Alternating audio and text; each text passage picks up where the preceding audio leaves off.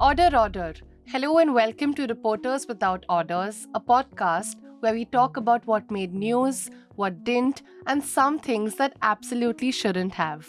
I'm your host Tanishka Sodhi, and joining me today is Newslaundry's Pratyush and News Minutes Nidharshana Raju. Hi guys, thank you for joining us. Hi Tanishka, how are you? I'm good. You have been on, I think, at least like 20, 30 of our podcasts so far. Yeah, it's been. And it's Nidharshana's first time, and we hope to host you even more now, Nidharshana.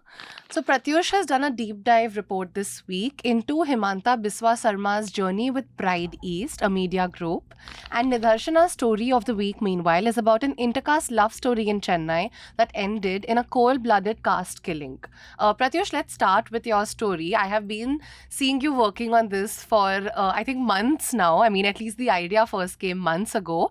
So tell us a little about this so-called media empire and how did it really come to become a media empire?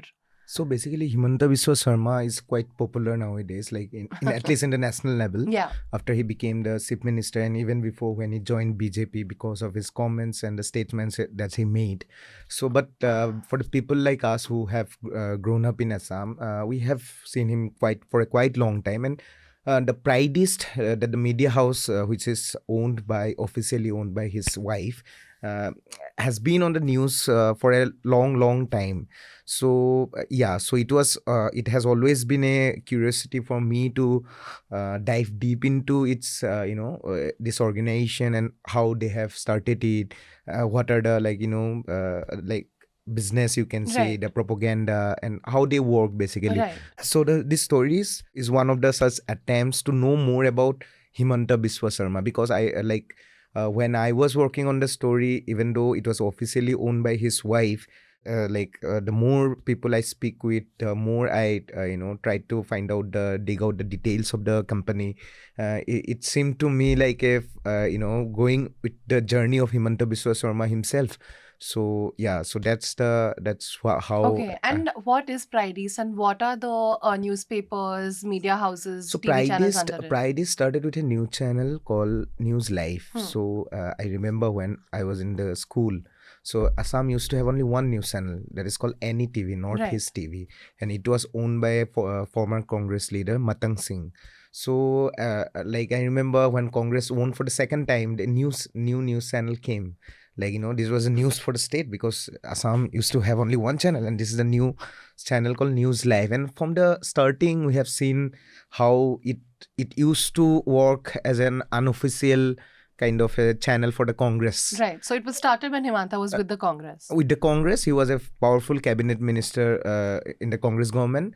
So with time, when so basically they start with the News Live, then they started two more entertainment channels. Then they also bought a newspaper in 2014. Okay. So as of now, I think they have 4-5 channels. Okay. One newspaper, one news portal that we call the online Facebook kind of a thing. Right. So it is quite a powerful media house in Assam. It is, I think, one of the most influential. Right. In terms of TRP, they have always been in number one. So of course, they rule the media thing in Assam. Your report also dives deep into allegations of Pride India being guilty of corporate fraud. Tell us more about these allegations. So it started long back when the channel was formed. In 2008, the channel was formed. And in 2000, by the end of 2008 only, the Krisak Mukti Sangram Samiti, it is basically an organization for the peasants and the farmers. Okay. So the leader of it is known RTI activist Akhil Gogoi. So Akhil Gogoi and a few other activists alleged that there is this channel is doing some corporate fraud. And when we also looked into the corporate filings of the channel, then we also found there are a lot of companies based out of Calcutta, Chennai, have invested in the company in its initial years. I think they were allotted lakhs of shares. The interesting point is the company was formed in 2006. November 2006, 6 months after the Congress came to power for the second term.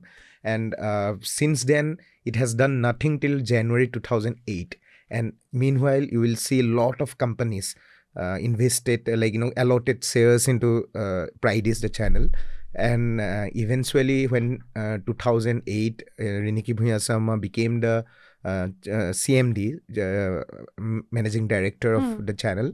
Till that date, the Sarma family had no shareholding in the company. Okay. Yeah, so they entered suddenly. Then we can see the shifting of shares to the Sarma family members and the So close until age. she entered there was, what was the association? The association, like the two directors, like the four directors, where one is Bhaskar Sarma, one is Atanu Bhuya, who would become the editor in chief of the channel, and two others. So they three of them are still involved with the channel.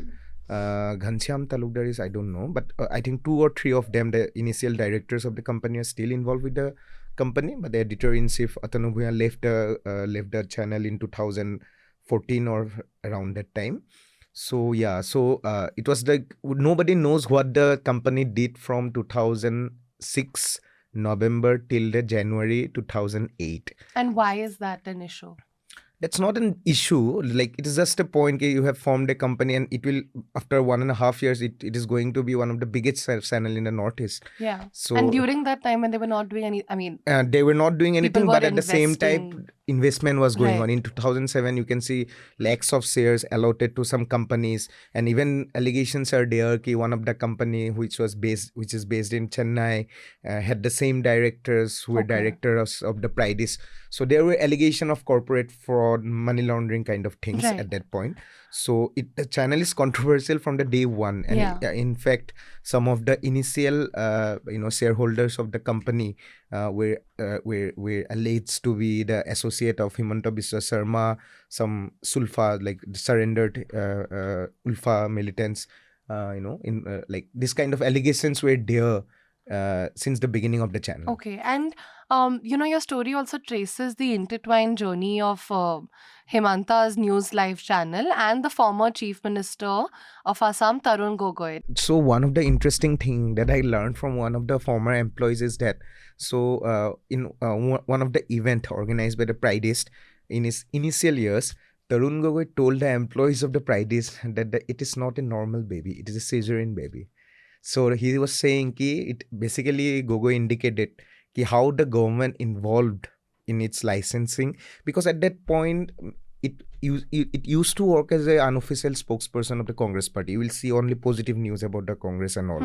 So, but if you see by 2011-12, when Himanta Biswa Sarma was in a conflict with the Tarun Gogoi, there was dissidents among the Congress MLAs led by Himanta Biswa Sarma. Right. So when this thing was going on, and then you will see the reporters of the News Live was in favor of the in favor of Himanta Biswa, the dissident group of the Congress. Even at that point, Digvijay Singh, he used to be the Congress General Secretary, he issued a letter to Himanta Biswa Sarma complaining about the coverage of News Live, regarding the Congress. Tell us about that event, that incident that you have written about how allegations were that News Live journalists had instigated a mob to molest. It was a very controversial event. To 2012, what happened, one girl was molested outside a pub in Guwahati. Some people, molested her. And interestingly, the footage came on News Live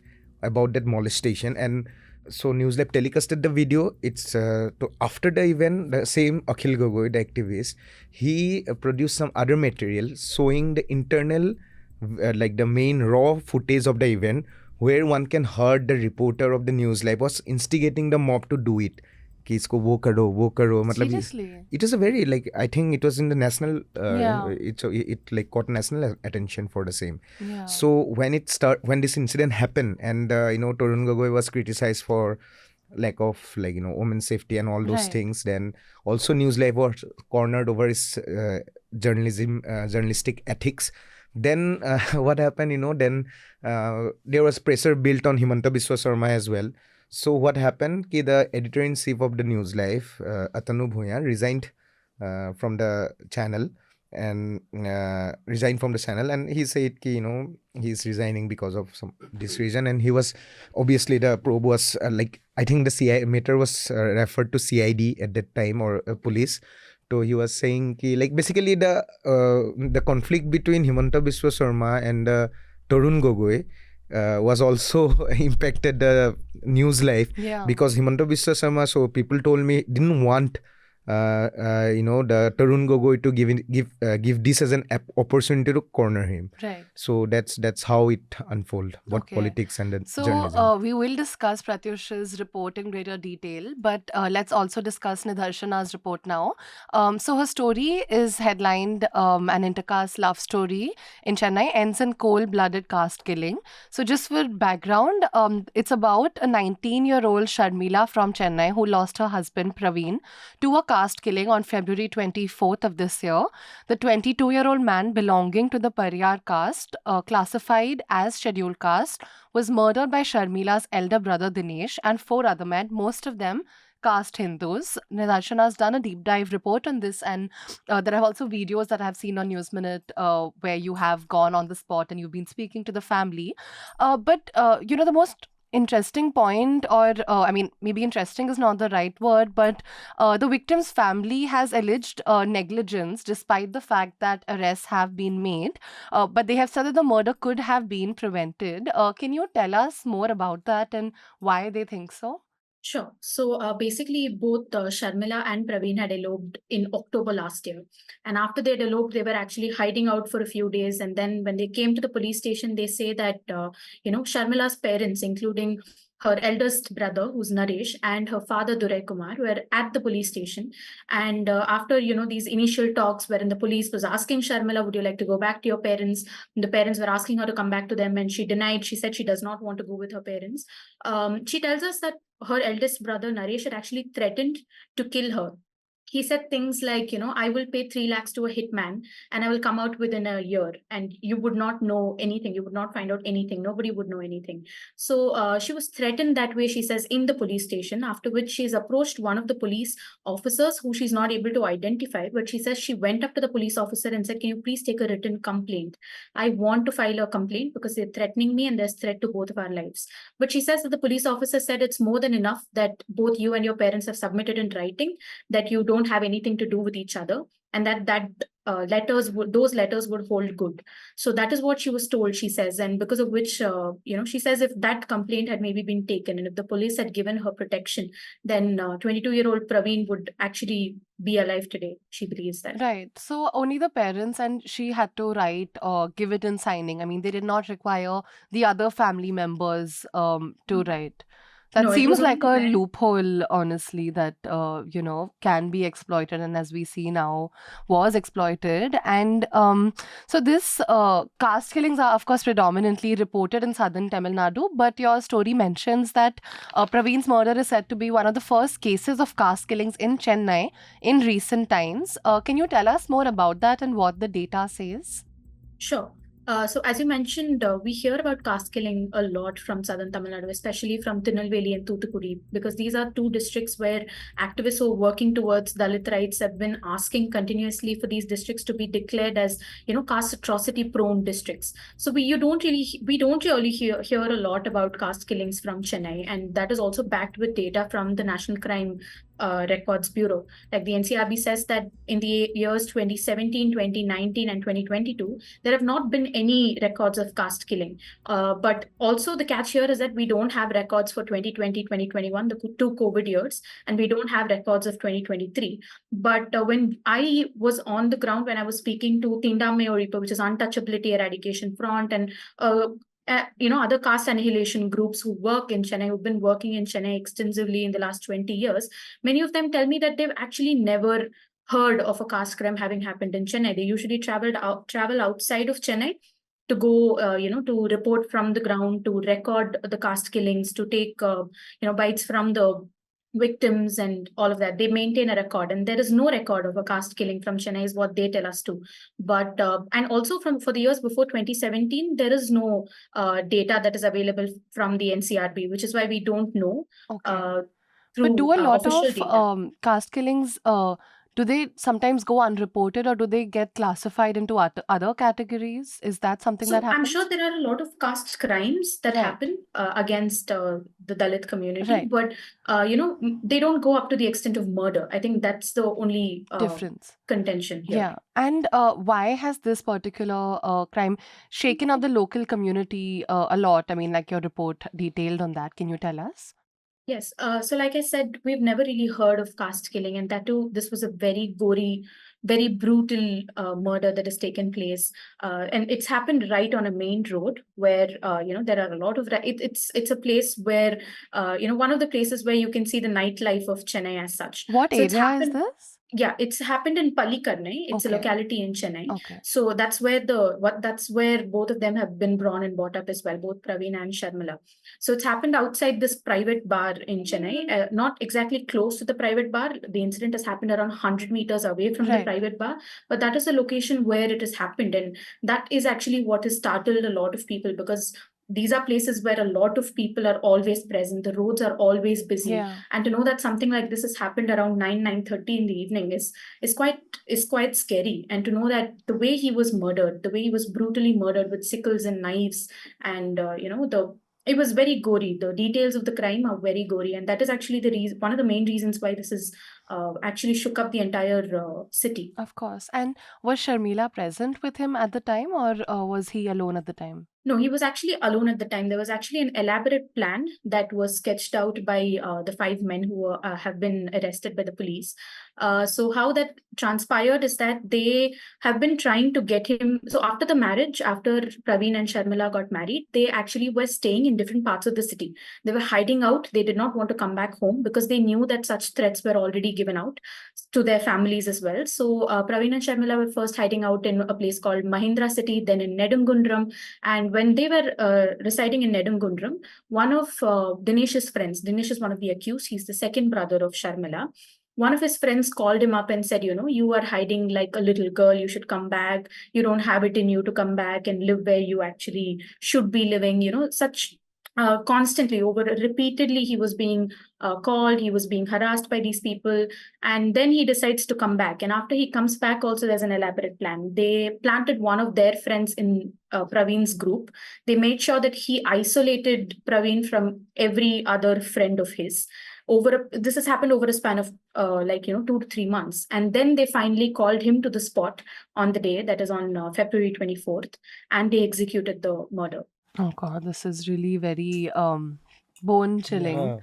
Can you also tell us about Sharmila and Praveen earlier years? How did they meet? How did they decide to go ahead with the marriage despite objections? So Praveen and Sharmila have known each other since Sharmila was 10.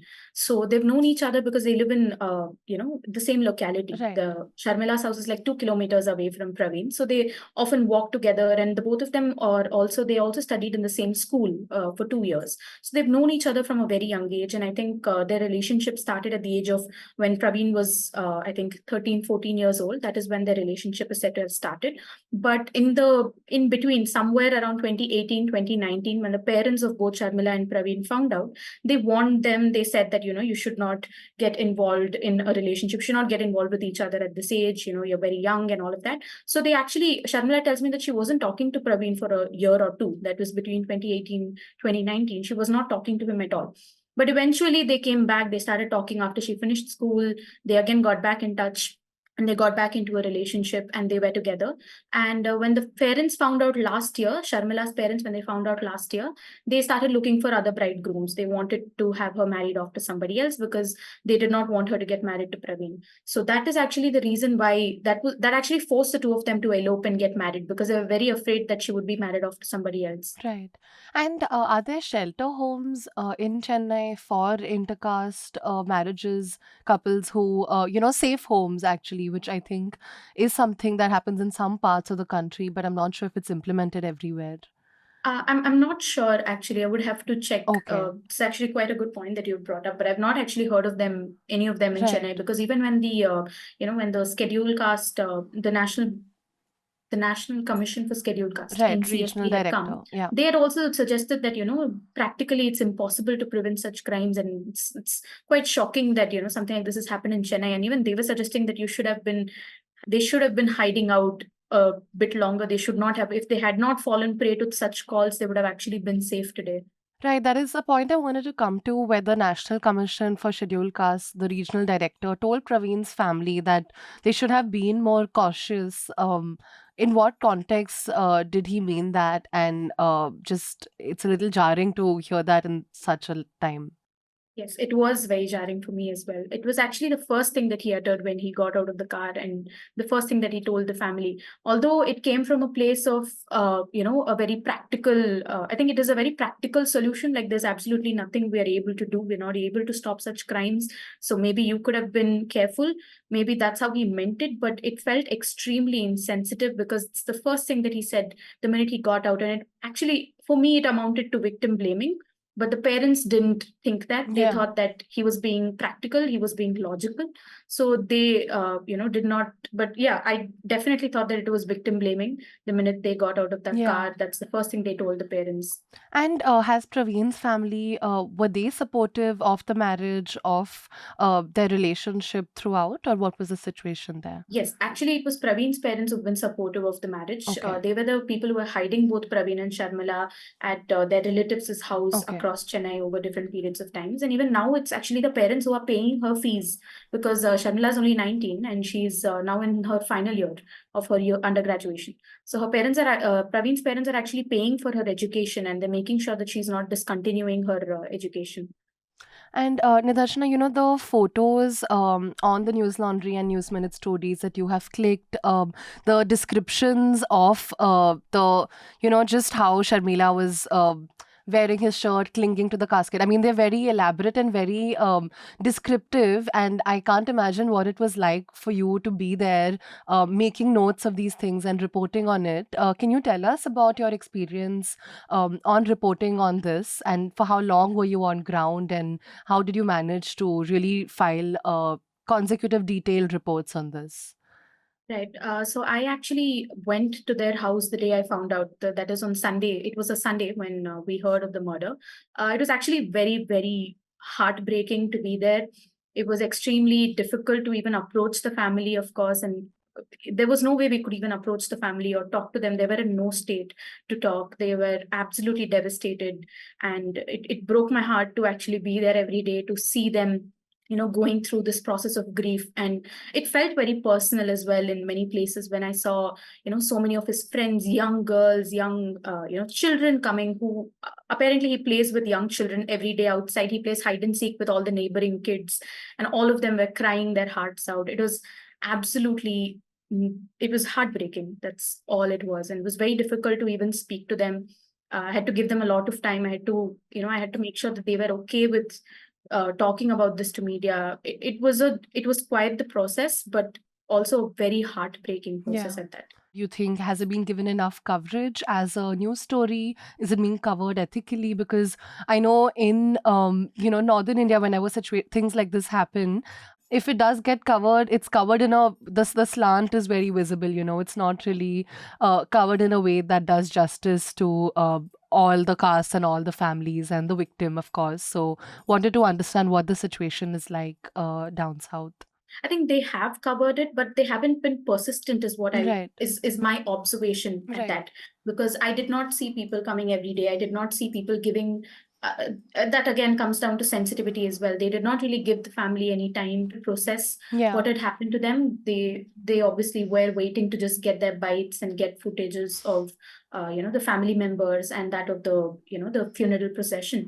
It was very difficult actually to see that they were not pursuing it, giving them time actually to pursue the story itself. That was one of the things that I noticed. But I think that they covered the story nevertheless, because this is one of the first caste crimes in Chennai, at least in recent times. So it certainly did get a lot of media attention, but not very sensitive. The reportage was not very sensitive, especially by vernacular media houses. Okay. Yeah, I think at times like this, there's always a danger of sensationalizing the incident and not really covering it in a structural manner, right? So Yes. I think that's when independent media like News Minute, Newslaundry can be trusted to do a sensitive job. And this was not meant to be a plug, but on that note, do subscribe to Newslaundry and News Minute to help us continue to do such reports. Going every day on the ground is not easy. And now you can also subscribe to us together with the joint subscription. I feel really amused at how this has become a subscription plug, because I swear it was not meant to be. But yeah, it is. We It's a also. good thing, by the way. So Sharmila's family is still claiming that this is not a caste killing. Can you tell us about that? So, according to Sharmila's parents, this was not a caste killing. They have this elaborate story, which is also inconsistent in many places because their version to me was very different from their version to other media houses. Right. So, what they claim is that they are not, they don't believe in caste. They don't have a problem with caste. It was actually Praveen as an individual that they had a problem with because. As it's there in my story as well, Praveen actually has a section 302 attempt to murder charges against him. So they believe that because he's a history sheeter, although there's only 1 or 2 cases against him, they believe that he's a history sheeter and he's not a good influence on Sharmila. They claim that that is actually the reason why they did not approve of their relationship. And they have also maintained that they actually have also maintained that it was not them, it was their son is not casteist, and that their son, the second son, who's Dinesh, who was actually one of the accused in the crime, is in a relationship with an SC girl, with a Dalit woman, and that they approve of that relationship.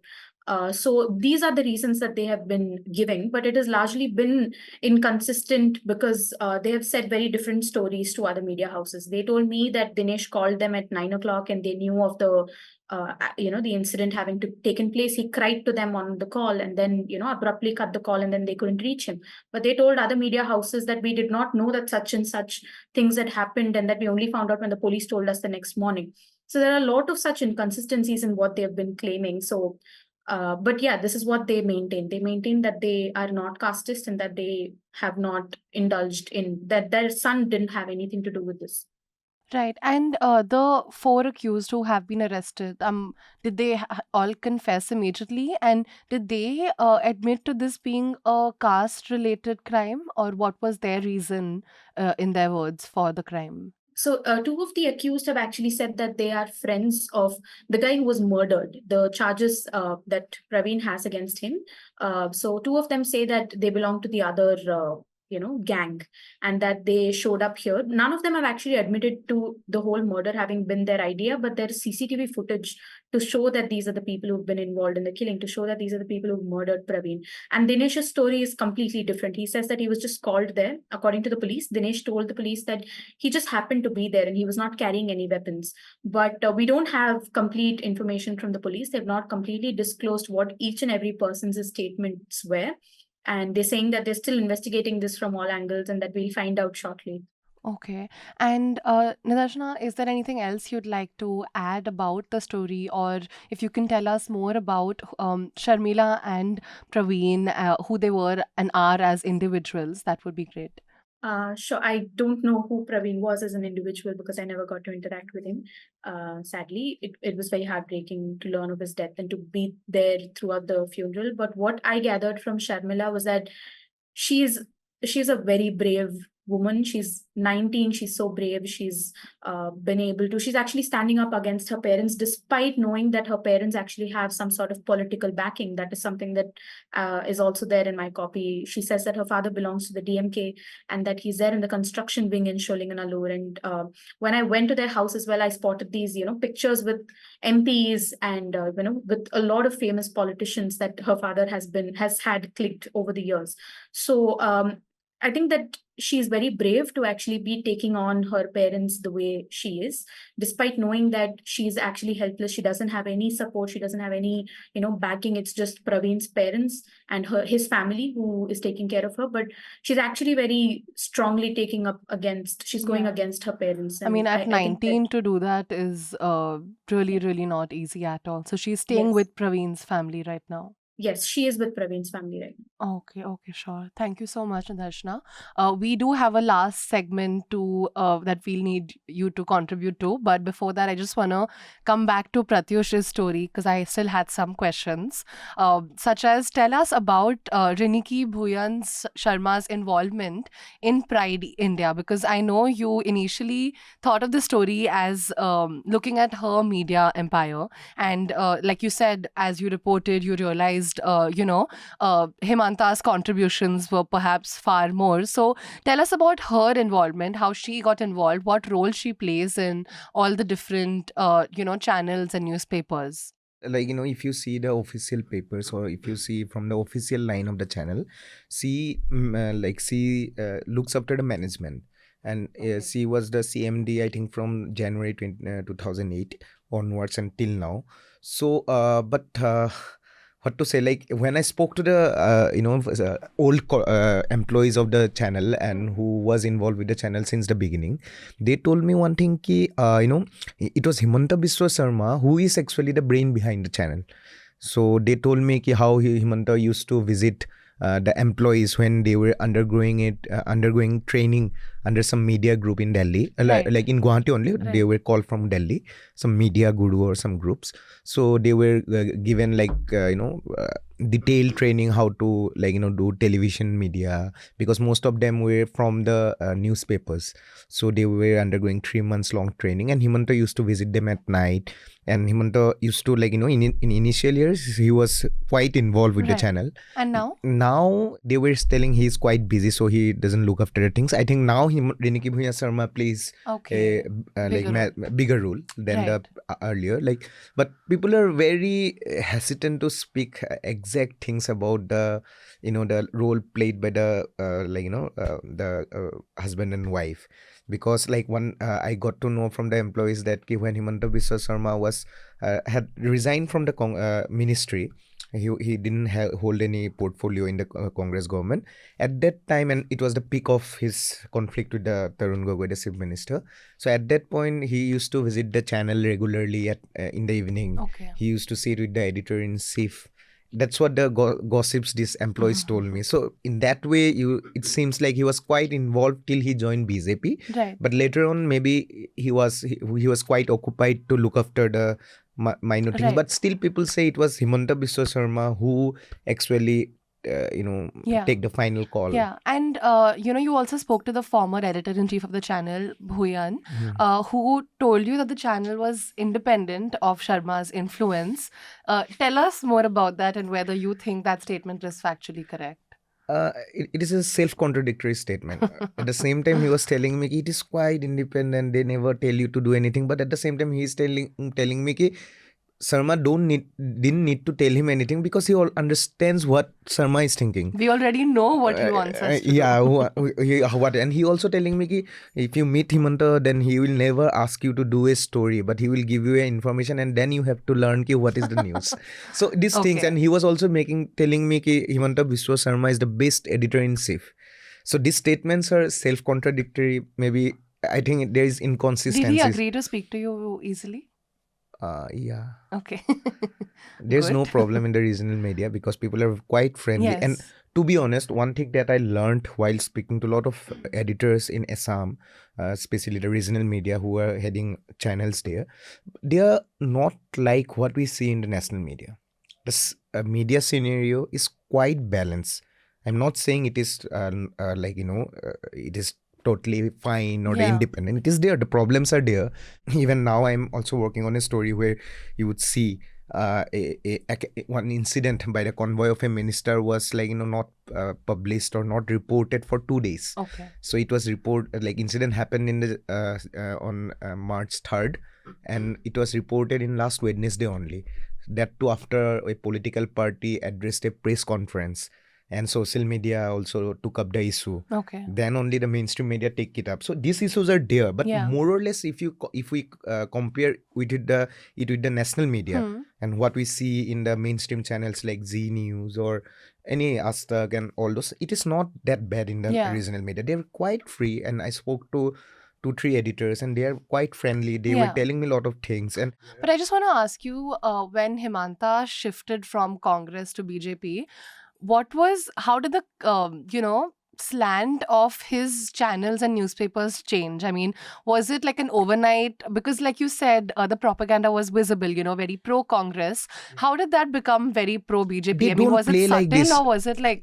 Basically, you have to see, like, what I get from this reporter is that the management doesn't work in terms of ideology. They work in terms of politics of Himanta Biswa Sarma. So if you don't we should not mistake it for, like, they will propagate Hinduism and all those. For example, I have cited one example. When Ram Mandir Pran Pratishtha was going on in Delhi, the newspaper didn't carry, like, Ram Mandir as the main focus. If you see the front page, you will see Himanta Biswa Sarma's 2 pictures there.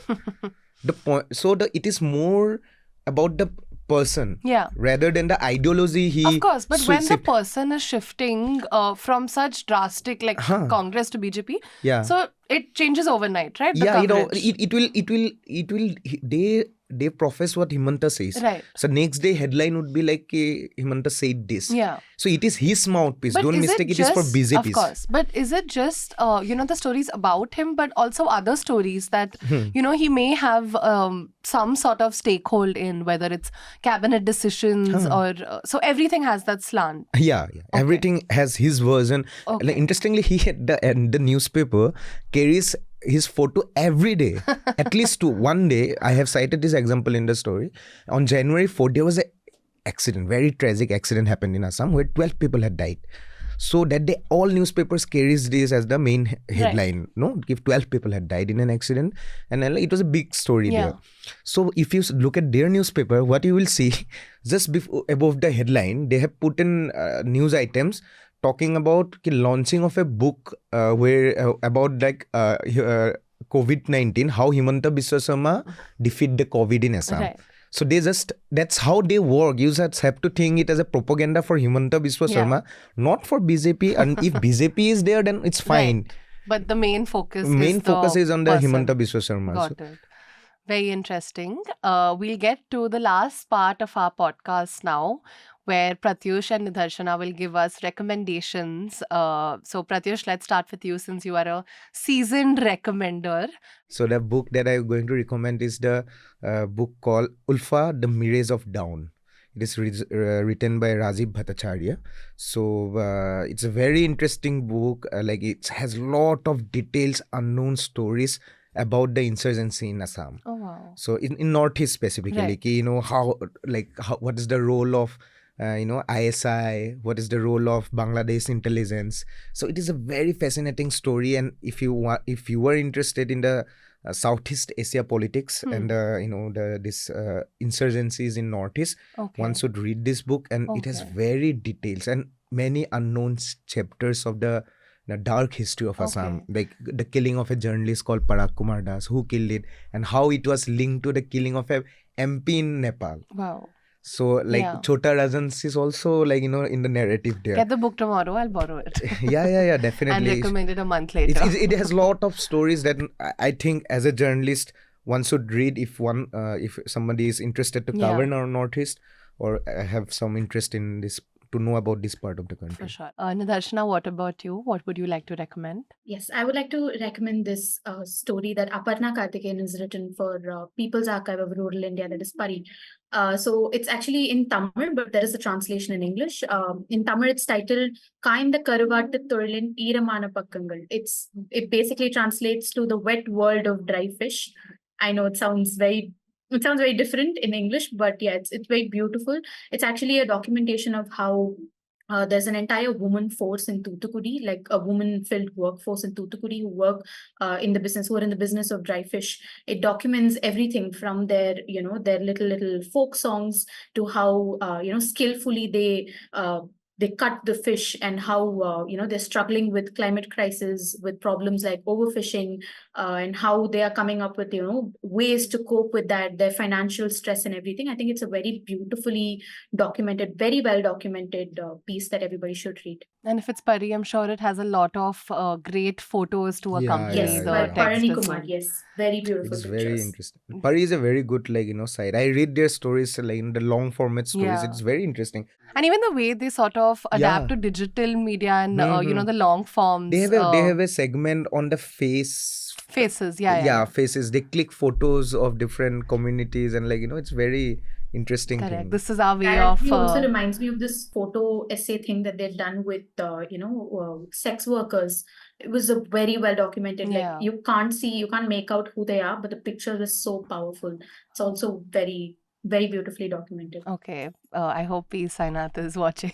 Yeah, people should look for Pari. It is a good site. I would like to recommend a story by Joanna Diksha on Scroll called India's iPhone Factory is Keeping Women Workers Isolated. It's about how women workers are housed in hostels that restrict their movement, and this is keeping a lid on their working conditions. It's part of Scroll's Common Ground series, which I absolutely love, and I just wait for all their stories. They're great deep dives with that are written with very good perspectives, and would definitely recommend this story. And of course, Pratyush's story and Nidharshana's story, which will be linked to the description of this video. And Pratyush was in Assam reporting on this. Nidharshana was reporting on this from Chennai. So it takes time and resources for us reporters to go on ground and get you these stories, and we can only do this with your support.